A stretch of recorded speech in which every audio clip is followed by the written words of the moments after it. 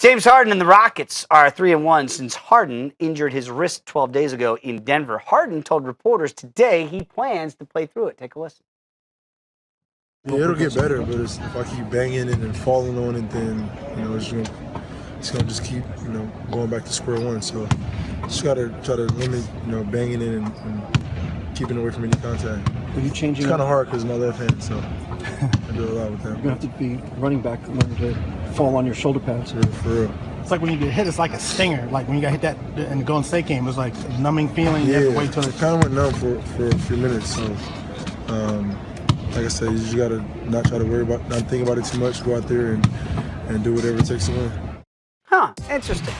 Because his numbers really haven't dropped off since the injury. The question is, if you're H-Town, you got bigger fish to fry than the regular season because it looks like you're pretty much locked into that 3 seed. So, that's right, there's an MVP race. Would you rest Harden for the betterment of the team as you go forward in the postseason? Or I gotta play him because if I sit him, then Russell Westbrook is a lock to get the MVP. Of course, if you're Mike D'Antoni, that shouldn't really factor into your decision-making process. But it does. The whole MVP race. We know that Harden has gone on record and saying he doesn't believe in resting, but he does believe in sitting if you have an injury.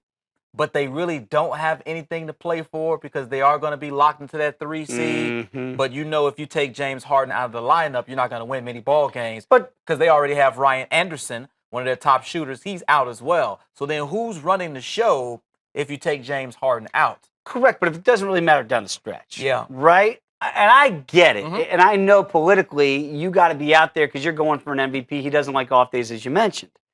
But could you imagine in these quote-unquote meaningless games down the stretch that he re-injures or injures that wrist further, and then all of a sudden there go any hopes you have in making a deep run in the Western Conference playoffs? And when I look at the schedule, they got Portland. We know Portland fighting for the 8th spot. They have Golden State.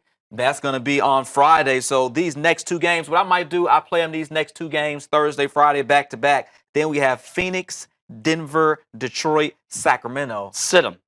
Yeah, and I really don't like to sit players. You know me, I'm all about guys. No, but injury is different. Injury is different. This is legit. It's legit. We're already locked into the 3 spot, and we really know as James Harden goes, so goes the Houston Rockets. And if we had these, let's be honest, bummy teams, Phoenix, bummy, Sacramento, bummy. Yeah, we might have to rest them, man. But you know that could cost him an MVP. Have to do what you have to do. And it might not necessarily cost him the MVP. I see what you're saying. That would hurt him a little bit. But if he balls out against Golden State and some of these other games, he'll still be in the mix.